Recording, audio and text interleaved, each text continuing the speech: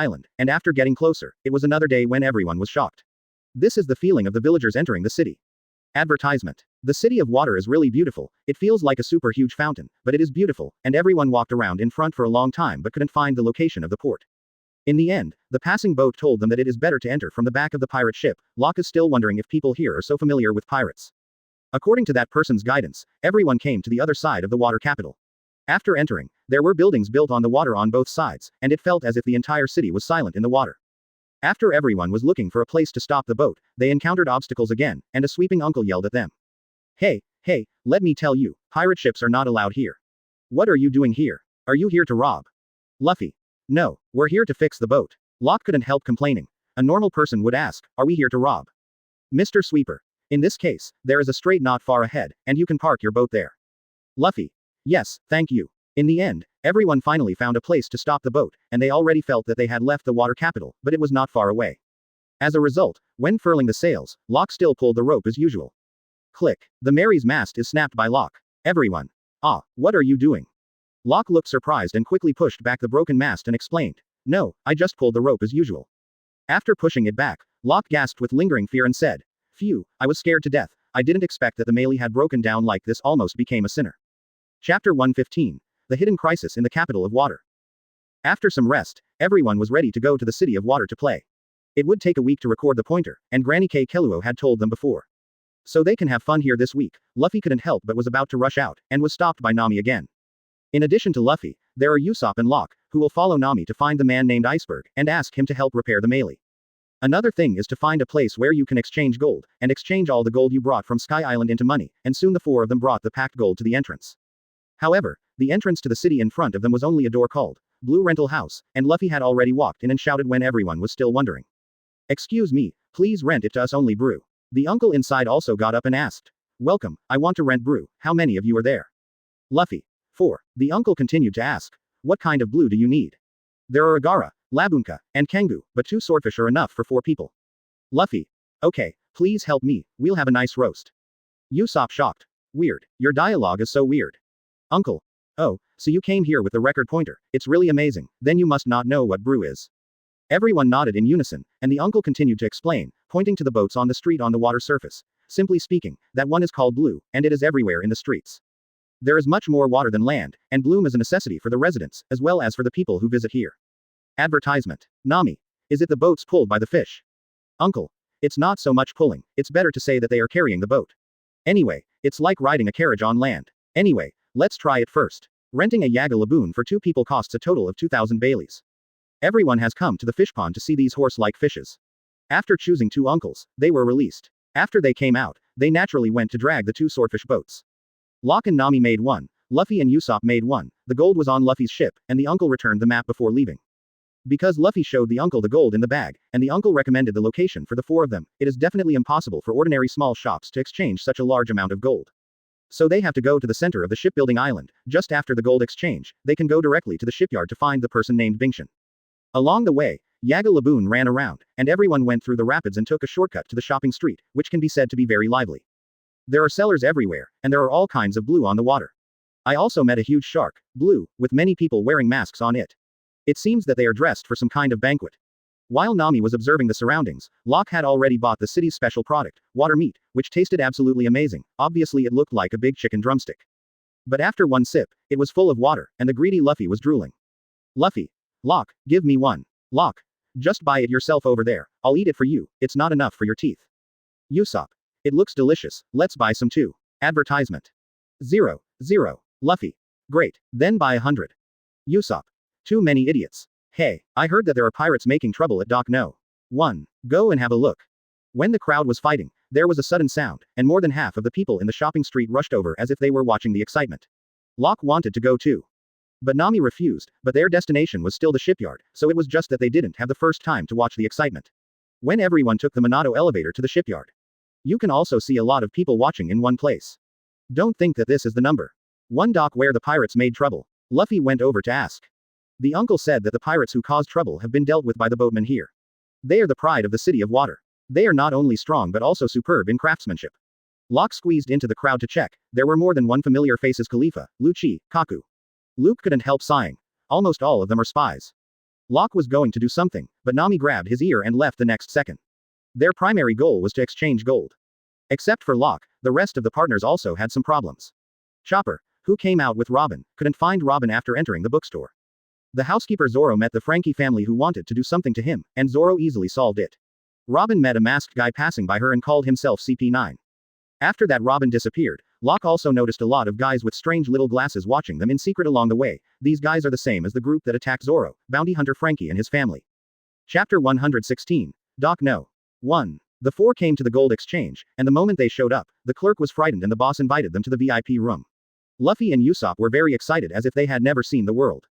Nami bowed his head in silence, while Locke fell asleep directly on the sofa, but not long after sleeping, Locke was woken up by Nami's foot stepping on the table. Then I heard Nami say with a cold face, "There are 3 things I need to explain, Mr. Appraiser. First, these 2 guys are bounty criminals with a bounty of 300 million and 230 million Bailey respectively. Second, I don't accept the offer just now. And third, if you dare to speak, I will take your head." That's it. Nami's words directly frightened the appraiser. 157. To kneel and cry to apologize, and took out 300 million Baileys, but due to Locke's inadvertent intimidation, he added another 100 million. In the end, Sky Island gold was exchanged for a total of 400 million Baileys, and the four of them walked out of the gold exchange happily carrying a briefcase-like box. Because Luffy had been playing with it all the time and accidentally threw the money out, Nami and Usopp jumped out excitedly, but Luffy stretched out his arms and took it back. Luffy said that he was very happy to be skinned, and then he was beaten beyond recognition by Nami and Usopp, and finally all the money was put on Nami and Locke's boat. Not allowing Luffy to get close to the money, Usopp looked at Luffy, and his next goal was to go to the shipyard to find the man named Bingshan, and ask him to repair the melee. Luffy. Hey, look, there is someone selling water-steamed buns, let's buy 100. Everyone. Shut up, Luffy. Then buy 1,000. Everyone. Shut up, Luffy. Then 10,000. Everyone. Shut up, Luffy. Yes, the four of them returned to Dock No. 1. The people who gathered just now had dispersed. When everyone was discussing how to find them, Luffy began to turn over the fence again. Excuse me. Advertisement. But this time before he went in, a person came out of the dock and stopped them. The three of Luffy were all shocked when they saw his appearance. Luffy. Ah, so it's Usopp. Usopp. Hey, I'm here, Luffy. Nami. Ah, this man's nose is square. Luffy. That means he's a boxy Usopp. Only Locke looked at him without saying a word, and he didn't know what he was thinking. Naturally, Locke knew the real identity of this guy. Kaku, a member of the secret spy agency CP9 directly under the world government. Lurking in the Galila company for 5 years, as a boatman at the No. 1 dock, he is known as Mountain Breeze, because he can fly freely and quickly in the city. Kaku's power is second only to Rob Lucci, and he is the second master in CP9. In addition to the ability of the giraffe fruit, he is better at the 4-knife swordsmanship that holds 2 knives in his hand and double-footed, Tempest Kick, counts 2 knives. Now CP9 is facing Straw Hat Crew. If Locke is not counted, the situation is about 6-4. Straw Hat Crew is 6 CP9 to 4, but if Locke is counted, it's just 10 points, so it's not a strong enemy. After some conversation, Karen said that she would go to see the damage of the ship first. So the running mode started, and I have to say that this guy is a typical one, the one who jumps 8 meters high and flies around on other people's roofs. Like a human with superpowers, when he ran to see the ship, Iceberg and his assistant Khalifa appeared. Luffy. By the way, who is he? Usopp. I don't know. Iceberg. In order to quickly build a faster and stronger ship, the physical ability of ordinary people is too late, right Khalifa? Khalifa. Well, the investigation has been completed. There are 4 bounty criminals including Locke the Dragon Wing, Luffy the Straw Hat, Zoro the Pirate Hunter, and Nico Robin. The total amount is 709 million Baileys. It was established in East Blue and currently has 8 members. The Straw Hat Crew. Advertisement. Bingshan. Really, welcome, I'm the boss of this city, Bingshan. And this mouse was picked up just now, and its name is Tylonoceros. Prepare a cage for it and food. Khalifa. It's already ready, Mr. Iceberg. Bingshan. Oh, you are indeed Khalifa. Khalifa. Don't dare. Compared to this, in 10 minutes you have to arrive at the Ziza Hotel to have a dinner with the cadres of the glass factory, after that you have to give a speech at the Liguria Square, and after the end, you have to talk to the food town of Puki. Biman Market talks and interviews with journalists there, and there are still a batch of important documents for your approval when you return to the company. Bingshan. I don't want it. Khalifa. Then cancel them all. Usopp. Hey, is this really okay? Bingberg. I just have such a great right to do this. Usopp. Totally unqualified to be a she chief. Luffy. What a wayward guy, but isn't that what my mother-in-law said? Nami. Well, that's exactly it. 0.0. Khalifa. Irreverent. Locke quickly grabbed Khalifa's attacking leg and said, well, don't be so angry, girl, we usually talk like this. Khalifa's expression obviously became much calmer, and he lowered his feet and said, facing the few shipbuilders in the world, what's the matter with becoming this or that? Bingshan also stepped forward and said, okay, don't make Khalifa angry anymore, because once a woman is angry, she will be the enemy. It turned out that Iceberg was kicked more seriously just now, half of his face was swollen, but Luffy's side was blocked by Locke and no one was injured. Chapter 117. The Frankie family who steal money. In the subsequent dialogue, Bingshan also agreed to everyone's request for ship repairs, saying that anyway, today is very free, so I will show you the shipyard. A group of people followed immediately, but at this time Usopp who was walking at the back suddenly shouted, ah! Money. The money is gone. Nami immediately rushed over and shouted, how could this happen? Hurry up and look for it. Usopp looked around in a panic. No, there is nowhere, ah. Where is it? Following Usopp's gaze, he found that 2 people with small eyes stole the money and had already fled in Yaga Laboon. Usopp quickly shouted, hey, who are you guys? Why are you taking other people's money? Hey, stop. Suddenly a hand was placed on Usopp's shoulder. It's okay Usopp, dare to touch my money, I really want to know how many lives they have. Uluo Locke spread his dragon wings and flew over, attracting a burst of amazement from the surrounding people. My god, what's that? I don't know, that person suddenly grew wings on his back. It's terrible. That's not human. Looking at the scene in front of him, Bingshan was also surprised and said, is that dragon wing? Khalifa stared at Locke in the air and said, yes, he is the strongest and most vicious guy in the Straw Hat Crew. It is rumored that he made the world's #1 swordsman, Hawkeye, voluntarily surrender, and even injured Marine. Admiral Aokiji is a very scary man. The members of Frankie's family who stole the money were shocked when they saw Locke chasing after him. Ah. I'm chasing you, run. Advertisement. Locke sneered in the air, run. Try it if you can, dragon wing dive. Call out. With a super fast dive, Locke directly knocked out several people on the boat, and controlled the 2 Yaga Laboons at the same time. At this time, a guy appeared out of nowhere on the bridge and shouted at Locke, "Excuse me, borrow this Yaga Laboon." The spinning rope flew towards Locke, and Locke looked at this guy in surprise. What is this? A helper. Then one hand precisely caught the flying rope, and then flew out, knocking down a house, and Locke realized that he seemed to have made a mistake. Hurry up and take the money back to your partners first, then come to the house that was destroyed just now and apologize crazily. I'm sorry, I will compensate you for the loss, I'm really sorry. After seeing Locke's horrible shopkeeper, he didn't dare to say anything, but Locke still asked Nami for compensation, and after some inquiries, he found out that the person just now was not a helper. It was the boatman of the shipyard, so Locke remembered that there was such a person, Barry, the boatman of the water capital, the vice president of Carrera Company, the foreman of the #1 dock assembly and mast position. Good at rope manipulation. He has a kind personality and is very concerned about his friends and mentors, and is proud of his identity as a shipwright. He likes to gamble, owes a lot of gambling debts and is often chased by creditors. Just now, I was being chased by the creditors, and I wanted to stop that Yaga Laboon to escape, but I ran into Locke, who was injured and was caught by the creditors and forced to pay back the money. Later, Nami inquired from Khalifa about the people who stole their money just now, called the Frankie family, a family that broke ships as a profession. But their sideline is bounty hunters, and every time they see pirates in the city, they will cause disputes. As long as they can defeat these pirates, they can get their pirate ship. Then disassemble the obtained pirate ship and use wood to sell it cheaply. This is the business done by the Frankie family. Advertisement. After inquiring about the news and misunderstandings, Bingshan continued to stay with Locke and his party to visit the shipyard, while everyone was looking around. Usopp was abducted by Frankie's family again. What Locke was doing to ask about this, Locke got a good wine from the iceberg and was already lying down somewhere drunk.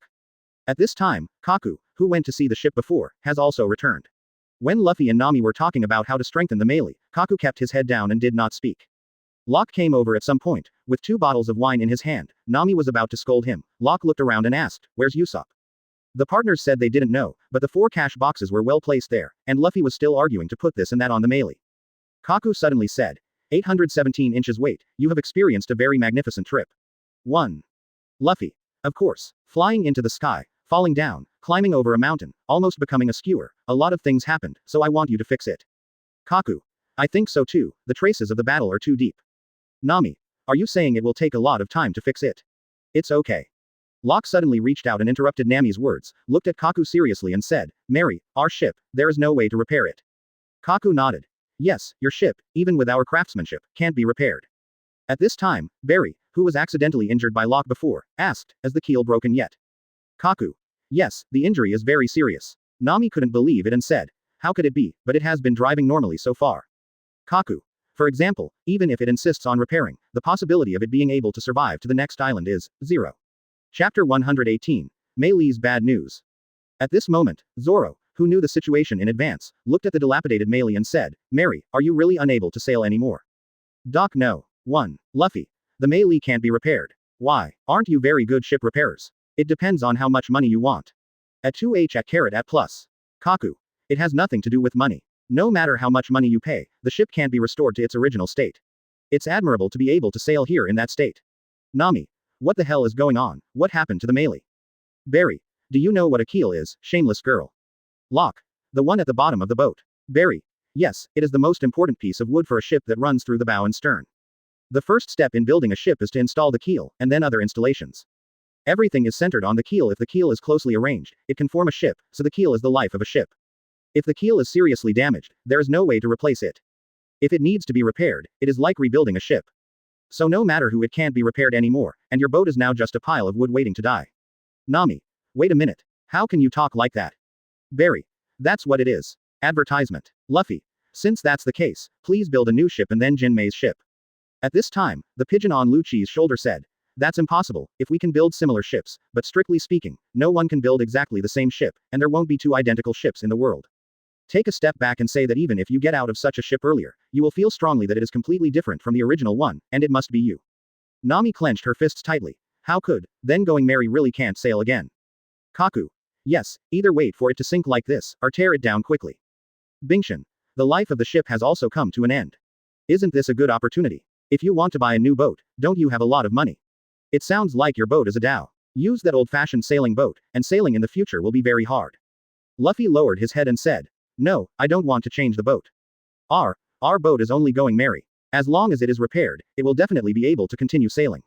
It's okay. It sailed comfortably today, however, you suddenly said that it can't continue to sail. How can I believe it? You don't know how strong that ship is. Bingshan. Do you want to ride it until it sinks to be satisfied? A guy like you can be regarded as the captain of a ship. We have already said what should be said, and let you think about the rest. If you plan to buy a ship, come to me again. If you take out all the 400 million Baileys, you can build the latest style of ship. Locke recalled the time of Sky Island. That night he was repairing the ship with Meili's ship spirit, and at the end when Locke fell asleep, Meili said something in his ear. I really want to take everyone on an adventure together, but I don't know how long I can last. What I can do now is to allow me to sail further. No one can immediately accept such a situation. During this adventure, the Mary has long been everyone's partner, even Locke has long known about this situation. There is no way to stop it, just like Bingshan said, Meili's lifespan has really come to an end, and she has been holding on all the way, if she wants to continue sailing. Advertisement. It is very likely that they will be torn apart at a certain moment. Just when the three were sad, government officials came, and very hurriedly asked them to hide first. Locke felt something was wrong the moment he picked up the bag. The conversation just now had made Locke sober a lot. Feeling the weight of the bag, Locke reacted instantly. Locke opened the two handbags and saw that they were empty, 200 million Baileys and Usopp. Locke was really angry now. Although Frankie will be his partner on the boat later, Locke can't bear to provoke him again and again now. Locke asked with a murderous expression, where is the Frankie family's base? Quote. The terrifying murderous aura frightened several people for a moment and they forgot to speak. Only the pigeon on Lucci's shoulder said, their factory is on the rocky cape where you park your boat. The coast to the northeast is called Frankie's house. After Locke got the news, he spread his dragon wings and took off.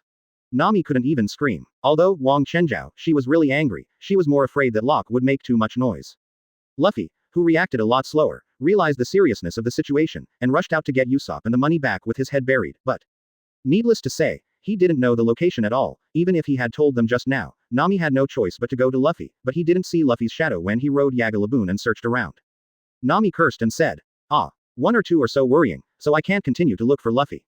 First put the remaining 200 million Baileys on Shen Meili's strings. On the way, Nami saw Usopp who was seriously injured and surrounded by people on the ground, and hurried forward to check the injury. Chapter 119. Revenge from Locke. Nami. Usopp, come on, Usopp. Did the Frankies do it? Where are those guys? Usopp gasped with injuries all over his body and said, that's right, I'm too weak, the money was all taken away, Nami. I don't have the face to see everyone, it's a shame to finally have the opportunity to repair the Meili. Damn it. Nami looked at Usopp's appearance and said distressedly, Usopp, I already know, don't worry about the money, everyone will definitely get it back, Locke has already gone. Nami's heart. It hurts so badly, it's better not to move him. Usopp, wait for me here, I'll go back to the ship and get help, I'll call Chopper to treat you, don't worry about the money being robbed, we already know their base camp, Locke may have rushed in and taken them, it's all gone. Listen Usopp, be sure to wait for me here, you guys go away if you look at anything. After speaking, Nami immediately went to the Meili at the fastest speed. At this time, 703 Sanji and Chopper also returned to the Meili and learned about the Meili from Zoro. Both were in shock. Sanji. Really? Zoro. That's what the ship repairer said. Sanji. This ship, Chopper. Even if you have money, you can't fix it. What will happen to Meili? Zoro. I don't know. The final decision depends on how Luffy judges after hearing the appraisal results. The four of them went to the shipyard, and they should have an answer. Sanji. But the development of the situation is too extreme, don't you see that this ship is still the same, and it has been sailing from East Blue to here, isn't it? Zoro. It's because we have sailed all the way here. Although people will become stronger after experiencing wind and waves, but the boat is different, and the only thing that accumulates is pain. Sanji. I can't accept it, and if the Usopp guy hears this, I don't know what he will say. Advertisement. Chopper. I like Mary very much. Zoro. Everyone is the same, but because the injury is too deep, there is really no other way. Sanji. Mary and Miss Robin are both worrying, what a restless afternoon. At this time, Nami has already rushed back, everyone. In Frankie's house, Frankie was having a carnival with his younger brothers. Locke hadn't found the location of their base in the air, but the sudden explosion made Locke lock the location immediately. Locke knew that the explosion was a serious injury. Usopp chased him again, and he couldn't hurt Usopp again. Locke rushed towards Frankie's house at full speed. Remember the long nose for me. My name is Frankie. If you want to leave this city alive, I'm the last person you can't provoke. Ha ha ha, what's the use of this rotten weapon? Ha ha ha. I thought Straw Hat Crew was such a powerful pirate. I didn't expect it to be just a weak, poor waste. Stop. Give me back the money. That's money for repairing the Mary. Stop. Boom. A huge explosion appeared from the sky. Half of Frankie's house was destroyed in an instant, and Locke slowly landed from the sky, with a terrifying murderous aura erupting from his body. I suddenly couldn't bear it. What should I do? Why don't I kill you all AJCG? Who is it? Advertisement. How dare you break into the Frankies? That guy, Dragon Wing. It's Dragon Wing Shura. That guy who offered a bounty of 300 million Baileys. Boss Frankie. The murderous aura emanating from Locke has already made the people around him dare not move. Locke came to the crowd and helped Usopp up. Looking at this guy, Locke's expression became even colder. At this time Frankie said, "Are you also a subordinate of the Straw Hat? You always take the money back. Don't dream. Anyway, the money of your pirates is dirty money. I can't return it to you. Otherwise, you will go cry to Marine and see if they will help you." Usopp looked at Locke and grabbed Locke's arm tremblingly and said, "Locke, the money. We must get the money back. That is the hope of the melee." Locke walked out of Frankie's house with Usopp, put Usopp aside and lay down and said, "You idiot, why are you so reckless? No one can touch our money." After speaking, Locke returned to the broken Frankie's house, and those younger brothers were ready. The moment Locke came in, all kinds of bullets and rockets greeted Locke. Locke's golden bell opened instantly, all attacks were perfectly resisted, and he walked towards Frankie step by step. Frankie was still wearing a strange mask at this time. Locke stepped forward and pinched Frankie's head, smashing his mask and said, "You know, if I didn't know what happened next, you would be dead now." Seeing that Frankie was caught by Locke with one hand like this, the younger brothers around were anxious and started yelling at Locke. "Brother. Damn it. You be asterisk asterisk asterisk asterisk asterisk D. Let go of big brother. Damn it, brother Frankie. How is it possible? The eldest brother is the strongest, and he has no strength to fight back at all. Brothers, why are you standing still? Do it. Rescue brother Frankie." Locke slammed Frankie on the ground, then casually threw a seat on the stool behind him and said, "That's good, I'll give you a chance to live. Don't you like beating people very much? From now on I'll fight with you. Later after a while, my partners will also come back to settle accounts with you. If there are any of you who can stand up by then, I will let you go, but if no one can stand up, sorry, I promise that there will be no one left to kill you all. Kill." Chapter 120. Quarrel in the Moonlight. Nami stayed to watch the ship. Zoro, Sanji and Chopper went to find the injured Usopp, but when they got there, they only saw a bloodline all the way. Later, he met Luffy who fell from the sky. After the four met, Sanji told the truth. Usopp thought it was his fault for losing money this time. So now, dragging his seriously injured body, he went to find Frankie's family alone. When they found someone along the bloodline, they saw Usopp who was put outside by Locke. Although Usopp did not receive the second round of beating because of Locke, but Usopp was seriously injured in the first round of beating, and I saw Usopp's appearance. The three main forces of the Straw Hats and Chopper were all angry. Luffy lowered the straw hat, Sanji lit a cigarette, Zoro put on a turban, and Chopper became angry. The four came to Frankie's house. Sanji kicked open the door, but the scene inside left them at a loss for what to say. There were people who had been beaten to death all over the floor, and Locke, covered in blood, was standing in the middle, holding a guy who had been beaten and turned into a blood man in his hand. Seeing such a scene, the four of them had no choice but to put away their desire to fight. If they came to intervene, these guys would really die. Locke saw his companions coming, then threw the people in his hands to the ground and turned around and said, "Oh, you are here, let me see if anyone can stand up." Locke looked around. These guys can only move their fingers at most now. Suddenly a voice appeared from behind Locke. "I stand up, I hope you can obey your words." Locke turned his head and saw that it was Frankie. It stands to reason that Frankie received the most punches from Locke. Even if Locke didn't wear gloves, the strength is unbearable for ordinary people.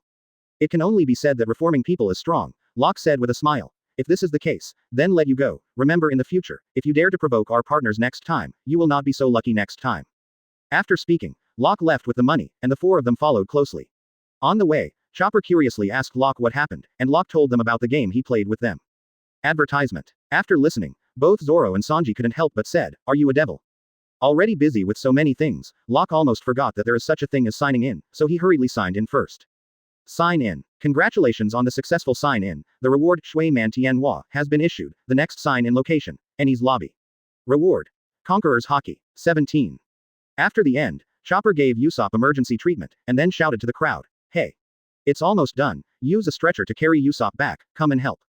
Sanji. "It's not an option to discuss it here. Let's go back to the boat. Miss Nami is the only one on board now. I'm also worried about Miss Robin, and there are problems with the boat itself. Hey Luffy." At this moment, Luffy was standing on the top, not knowing what he was thinking. When Sanji called him, Luffy suddenly said, "I've decided about the boat, let's bid farewell to going merry here." In the evening, after Chopper took good care of him, Usopp finally woke up, and his partners felt at ease, and all came to visit him. Nami. "Really, don't worry us too much." Sanji. "That's right, it's too messy to rush in alone." Fortunately, Locke rushed over in time. Zoro. "Think about it a little before acting." Locke. "It's all right Usopp. Usopp was still in deep self-blame, and said with tears, "It's shameful, everyone, such important money. I. Advertisement. 0. Seeking flowers." Saying this, Usopp suddenly rushed up and cried and hugged Locke's leg, so scared that Locke said quickly, Okay, I got it. Chopper also quickly persuaded, "Usopp, you must continue to lie down." Nami. Hey, listen to Chopper. The next conversation is about to start to go wrong, and now everyone on board is Usopp who doesn't know what's going on with the Mary, and is still thinking about how to fix it. Luffy.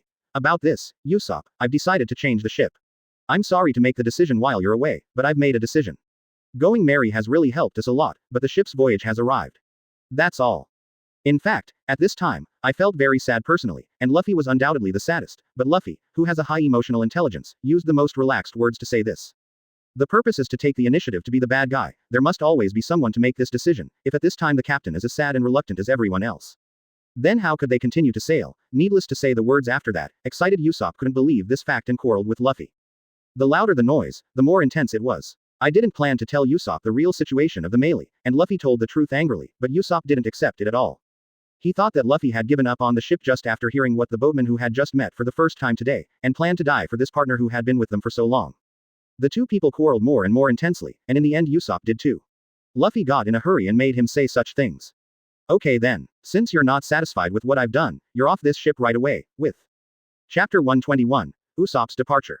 Luffy, who hadn't finished speaking, was kicked away by Sanji, and Sanji panted and scolded. D**********, what did you just want to say?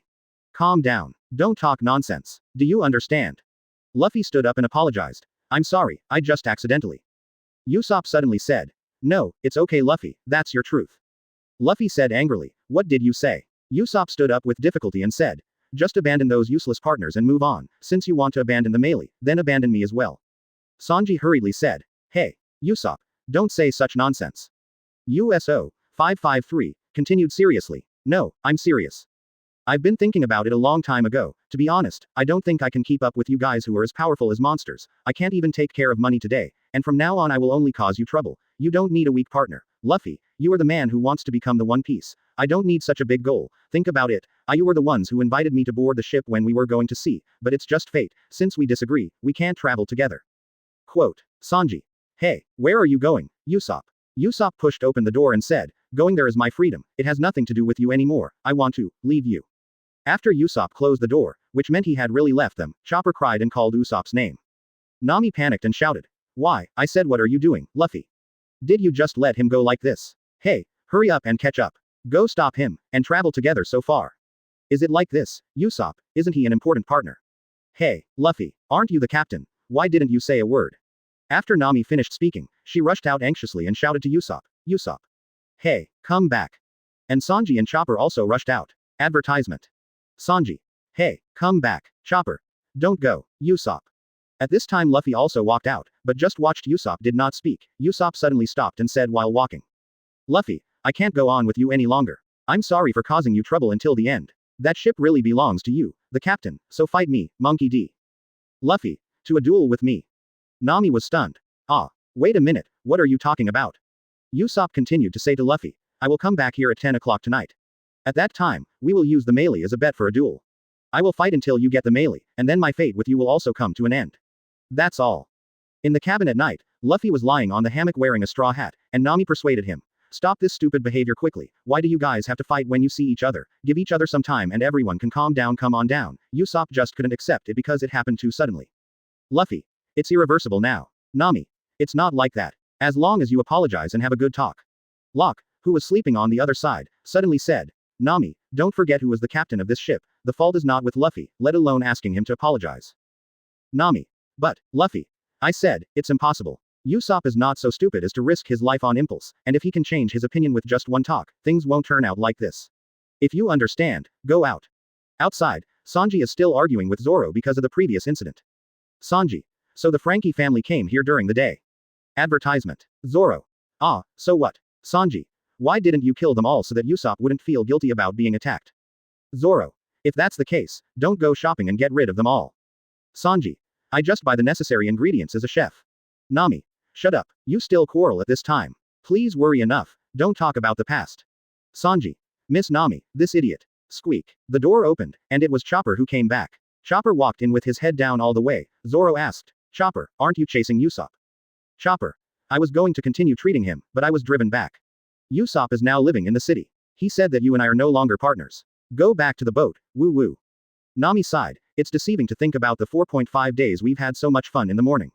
If something happens to Robin, our gang will be torn apart. Soon the agreed 10 o'clock arrived, and Luffy disembarked and ordered, you are not allowed to disembark, do you understand? Soon Usopp also arrives, which means that the duel is inevitable, and the two look at each other. Luffy. There is no backing down, no matter what you fight, don't regret it, this is the duel you long for. Usopp. Of course, go all out, I will let you know how powerful I am, I already have a way to defeat you. Chapter 122, Duel of Men. Aboard the Mary, Chopper asked worriedly, is it impossible to stop, Usopp's injury is already serious. Zoro. If you can't stand it, go into the house. Disembark. Usopp. Don't compare me with those enemies who don't know your details, Luffy, we have been together for so long and I know your abilities very well, don't be surprised, Luffy, I have 8,000 men. If you want to live, if so, surrender quickly. No one responded, except Chopper on the boat, who said in surprise, hey. There are 8 squares. Zoro was speechless. You'd better go into the house. Luffy. It's clear to me that you don't have any of these men. Ignoring Luffy's words, Usopp continues to yell, Usopp spell. Blades in all O9's teeth. Still only Chopper on the boat shouted, ah, it hurts to think about it. Zoro. You go into the house. Usopp. All the nails are filled with bamboo sticks. Luffy was ready to shoot, but Usopp pretended to vomit blood with ketchup so that Luffy couldn't bear to do it, and then Usopp dazzled his eyes with a flash shell. Then I ate the Usopp rotten egg star, the pepper star, and fell on the ground full of spikes, and then the pepper star, and the shuriken meteor cluster. Advertisement. Locke wanted to complain when he saw it. He has never performed so well against the enemy. Luffy, the cigarette shell used in advance, has been surrounded by a large amount of gas. Then a huge explosion of Huo Yangsing appeared. Luffy lay on the ground with blank eyes and didn't know what to think. At this time Locke noticed it, and Mei Lee cried. Of course Mei Lee didn't want to see such a scene. Locke sighed and watched the ongoing battle before him. Usopp used several new tricks that he had never seen before. It felt like it was all prepared for Luffy, and finally used the shock shell to end Luffy's bazooka shock and returned it to Luffy. However, despite this, the gap between his body and Luffy's body is still too large. Usopp, who was tightly punched, vomited blood and fell down. Luffy knelt on the ground and yelled at Usopp. You idiot, how can you beat me? After speaking, Luffy got up and walked towards his partners to pick up the straw hat that fell on the ground and said, you can dispose of the Mei Lee, we need to find a new boat and continue sailing. Goodbye Usopp, all the time, I am very happy. Chopper hurriedly put on the medical kit and tried to heal Usopp, but was held back by Locke. Chopper. Why? He was already bruised, and now he is beaten like this again.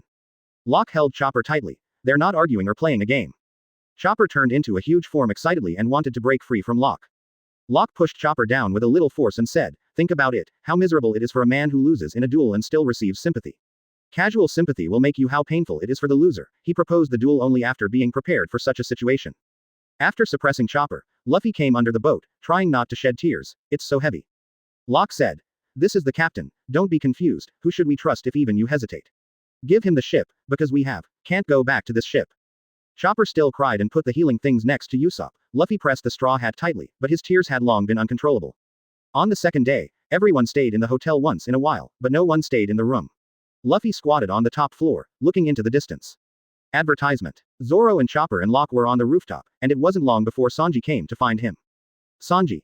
Here, it's rare to stay in a hotel, but no one is in the room. Chopper. Sanji, where have you been? Sanji. I stayed at the rocky promontory all night, because I wondered if Robin would come back. Where did she go, and didn't say a word. Chopper. When I got to this island, there were some bad things. The money was robbed and this happened with Usopp.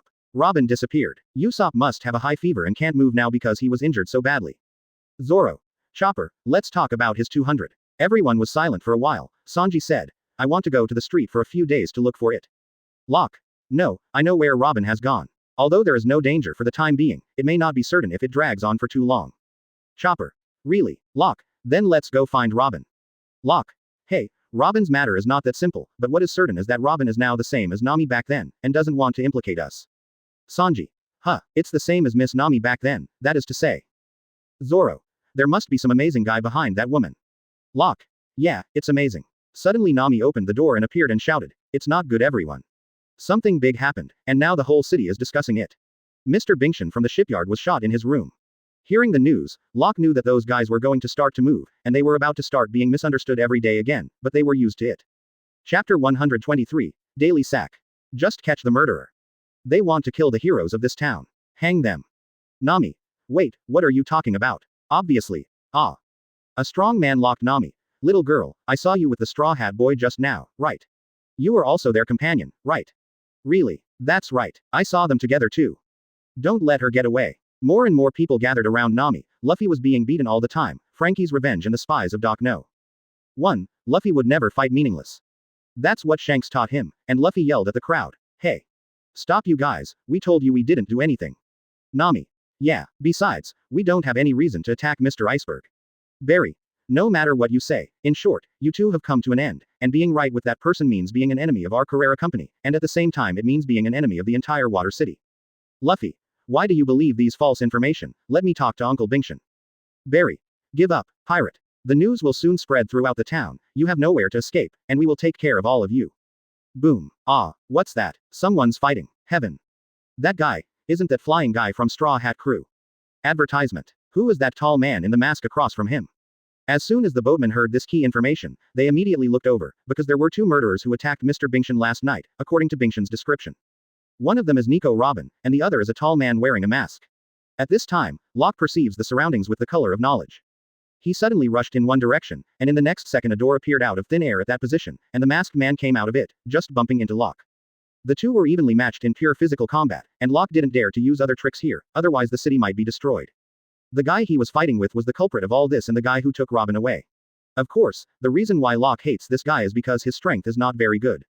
But he ate an enviable fruit. Any object touched by the door fruit ability user's hand will become a door and can be opened, and the door can be opened and exited freely anywhere.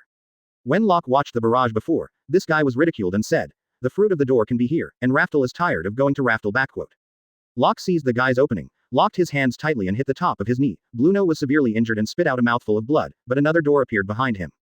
When Locke wanted to pursue him, he couldn't feel his breath at all. The guy ran away, and the number 1 doc was all looking at Locke. As a result, Frankie took advantage of the opportunity and directly stored a full-power wind cannon, which almost destroyed the entire dock. Taking advantage of the chaos, Nami and Luffy also escaped. Locke saw the two on the roof and joined them immediately. Nami.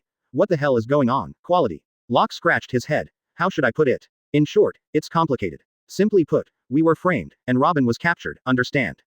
Luffy. Understood. Nami. Wait a minute. How can it be so simple? The guy just said that one of the people who attacked Mr. Bingshan yesterday was Robin. Locke. Just ask that iceberg what's going on. Nami.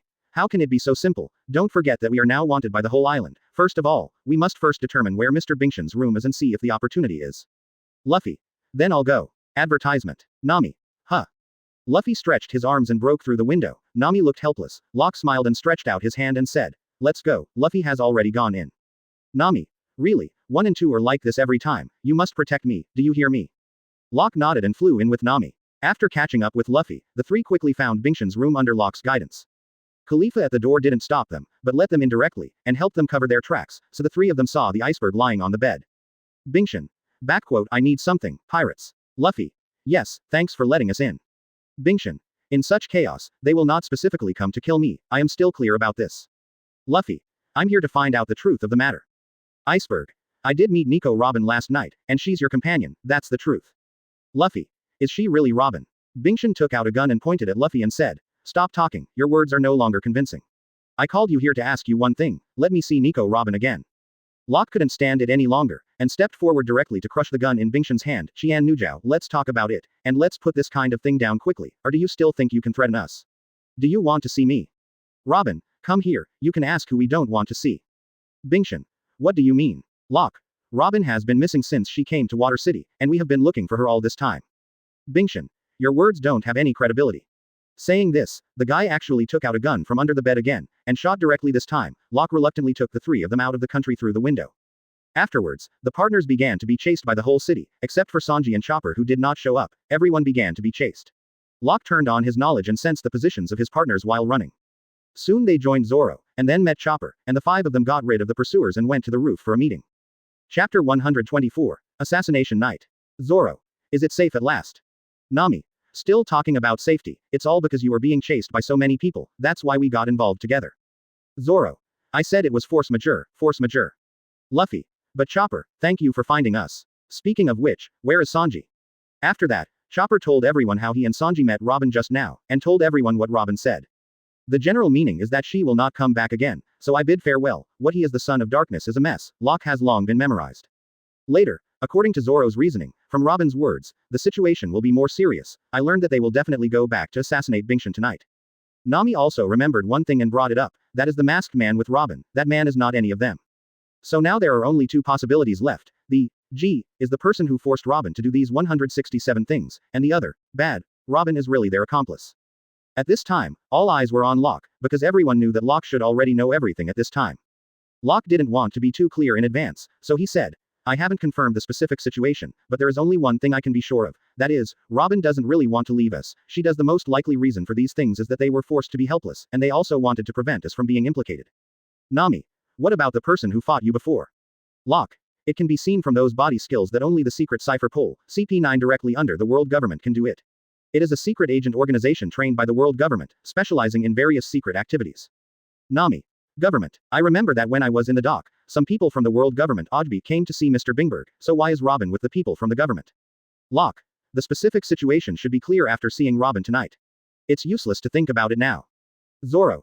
Yeah, no matter how much we think about now, it's just our wild imagination. Advertisement. Luffy. Let's go to Carrera Corporation. Now almost all the people on the island have gone to evacuate, because tonight the water gods are coming, which is the annual huge tsunami, and at this time, the people on the island will go back to special places to take refuge. At this time, Frankie, who was still thinking about getting revenge on Locke, found out that Usopp was repairing the boat alone, and began to ask the younger brother to let Luffy and the others come out. At this time, there were at least 1,000 people standing outside the Carrera company, and there were 5 guards sitting at the door, 3 of whom were undercover agents. The 5 of Locke also took advantage of the darkness to observe nearby. Chopper. A lot of guards. Luffy. It's a little too far. Nami. It would be nice to extend your arms and fly over, although it will cause riots.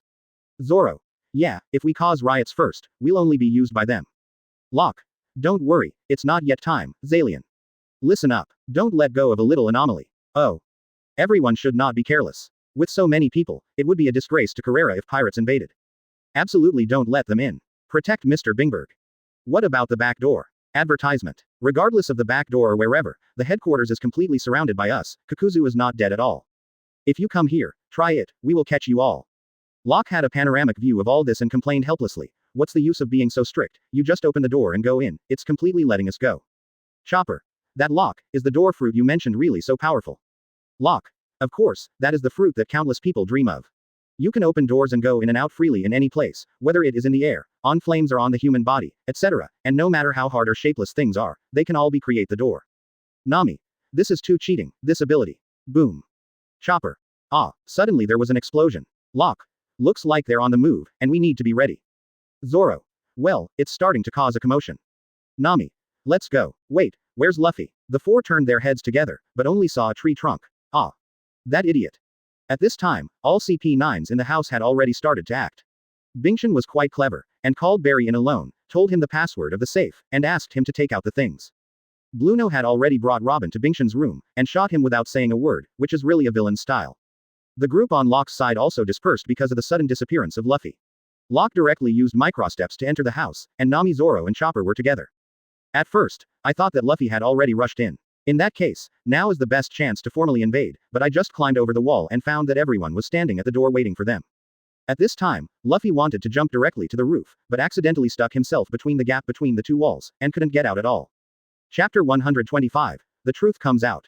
The guards outside the house were still standing together, but they didn't know that the people inside had been killed long ago. The road on the 3rd floor was full of corpses. Locke ignored these and rushed towards the room of the iceberg. Suddenly aware of the danger, Locke slammed out of the way, and the next second, Blueno, who was wearing a mask, hit the ground with a punch, and the ground collapsed directly. Locke looked at him coldly and said, It's you again, Robin. Blueno. You actually showed up here, you came here to take the blame. Locke. Hee, you can guess without asking, Robin is now in Bingshan's room. Blueno. So what if you know, Bingshan has been killed, and what we want has already been obtained. Song wants to hold you here and wait for us to leave, and you will be completely responsible for killing Bingshan. Locke smiled mockingly. Hold me. Do you really think I used all my strength when I fought you last time? Blueno's pupils dilated and shouted in surprise. Could it be? Locke flexed his wrist and said, I want to see how you do. Hold me, Shura. Opening Shura form in seconds, doubling the full power, rushing towards Blueno at a super fast speed, Blueno shouted, Shave. Then it disappeared in an instant, but the speed of shaving was not as fast as Locke's microsteps. As soon as Blueno appeared, Locke came to him.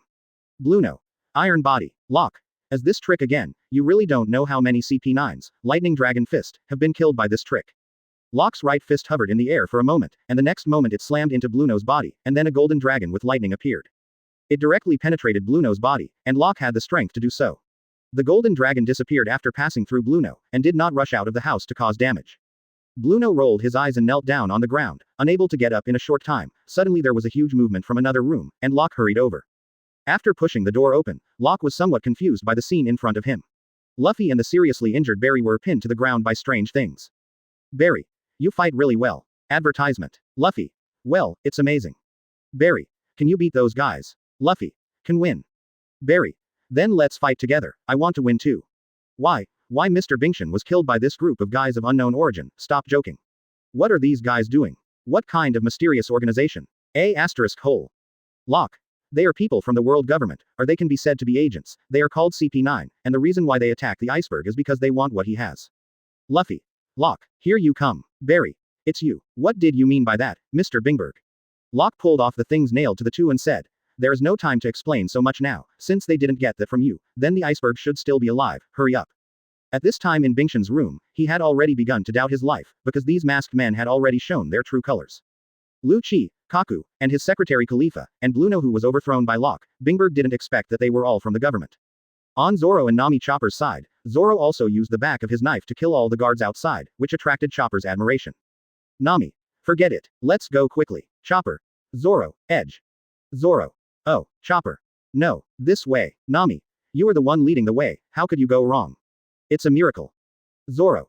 Is it this way? Chopper. What? Zoro is gone. Nami. Miracle. Advertisement. So the outrageous Straw Hat crew gathered in Iceberg's room. At the critical moment, when Lucci and the others were going to kill Iceberg, the door and the wall were broken at the same time. Locke, Luffy, and Barry the boatman rushed out. Zoro, Nami, and Chopper rushed out, and Locke couldn't help but make up his mind. Assemble for a team battle. Luffy. Robin. Finally found you. Zoro. Hey, where the hell are you, Luffy? And you Locke. Chopper. Robin. It's so good to see you again. Nami. Wait, what's going on? Barry's eyes widened in shock. Mr. Binkshan, what is this? Zero. Iceberg. Barry, why didn't you escape? Locke also caught sight of Blueno who had regained consciousness and said, huh. You woke up so soon, it looks like you were acting just now. Seeing that Locke's face changed instantly, Blueno said to Lucci, we must leave quickly, that man is too strong. Barry was still yelling in disbelief. Why are you dressed like this? Khalifa, Blueno, Kaku, Lucci, don't be kidding you guys. Luffy was silent for a long time before realizing, that's right. They are the ship repairers who are with you. Zoro also said, speaking of which, I know the guy with the square nose. Nami, could it be that the assassins are hiding inside them? Chopper. Huh, what do you mean, Locke? Now everything is very clear, now that everything is here, things will be much easier, Robin. Robin and Locke looked at each other for only a second, then immediately moved their eyes away, with a struggling expression on their faces. Locke also sighed helplessly when he saw this scene. It seems that we still have to go through the process that should be done. Chapter 126. Robin who left again. Lucci. Barry, we are actually spies sent by the government.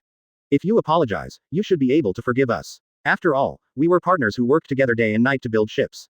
If you can't accept it for a while, I can step on the iceberg, face to prove it to you. Barry. Are you kidding? It's enough, because your voice is exactly the same as that guy with the bull's head mask just now. Damn it, you can talk, how dare you play me?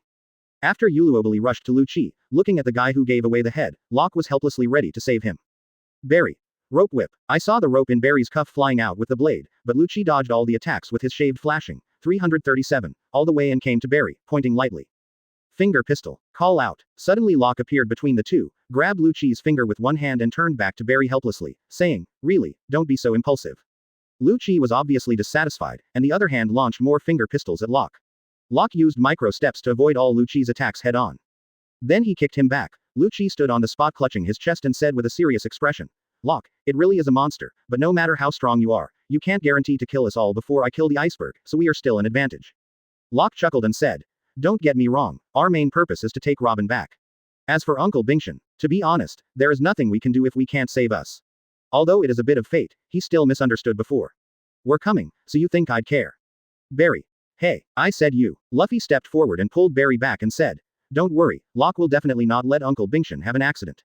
If there is no Locke in the battle here, the rest of the people will be completely abused, and now Luffy has no chance of winning against Luffy. Advertisement. Luffy suddenly opened his mouth and shouted to Robin, hey Robin. Why do you want to be with this guy and leave? At least explain the reason clearly. Nami also said anxiously. Yeah, didn't these guys say they are from the government? Why? Robin just wanted to speak, but whenever she saw Locke she couldn't speak at once. Robin would have told the crowd some ruthless words coldly. The purpose of Robin doing all this is to protect everyone, but with Locke, Robin always has a little hope in his heart that he can also be redeemed. That's why I kept struggling, but in the end Robin put the idea of protecting his partners at the top of the list. In order to realize my dream, it will never be possible to be with you, as long as it can be realized, I will pay any price. Quote.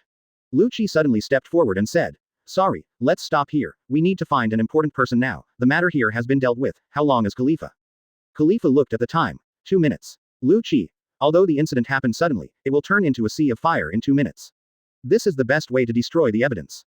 Zoro drew out his knife and said, it seems that this is an attempt to kill someone. Lucci.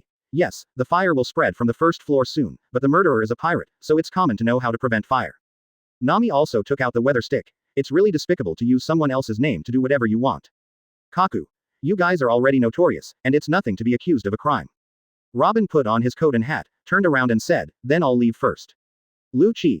Well, your mission has been completed, thank you for your hard work. Advertisement. Luffy. Wait, Robin, I won't take it. Robin. Farewell, Locke. No, it's time to say goodbye, Robin, since you still have to go, then wait for us at that place and you will know how important you are to our hearts. Robin froze on the spot, then left through the window. Luffy was anxious to catch up. Locke stopped him. Luffy. What are you doing? Locke. Robin. Robin is gone again. Locke. Don't get excited, Luffy. Robin is just waiting for us to pick her up in another place. Now it's more important to deal with the situation at hand. Locke glanced around and stepped forward without fear. So you don't plan to run away? Lucci. Locke, don't be too arrogant. We left just to complete the task. Locke. Really, I hope you won't run away again when we meet next time. Luffy. Wait, why did Locke let them go? Nami stepped forward and explained. That big guy's ability is 3.3, and Locke can't stop them. After that, Bluno opened a door out of thin air and took everyone out of here. Now they are the only ones left in the room, and Locke began to command the situation in an orderly manner. Chopper is going to heal Uncle Bingshan. He can't die. Barley, you just have to bear with it. The others will go with me to take all the living people out. Now there is enough time. Under Locke's command, except for those who were killed by CP9, they rescued all those who were still breathing, and Usopp's side. After Frankie, who planned to take Usopp and the ship as hostages, learned of their situation, Frankie decided to make peace with Usopp. Chapter 127. The Truth About Robin's Leaving.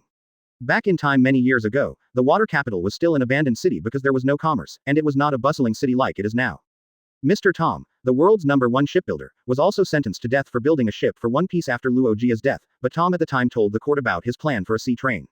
In the end, it took 10 years for the sea train to be manufactured. It is reasonable to say that Tom, who has made such great achievements, would think that he would be judged innocent. But at the last moment, they were calculated by the government, CP5 Chief Spandam, in order to get the design of the ancient weapon Pluton in Tom's hand. Using Frankie's battleship to attack the Justice ship, and then pushing the crime to Tom's studio, the result is that Tom will be sentenced to death in the end.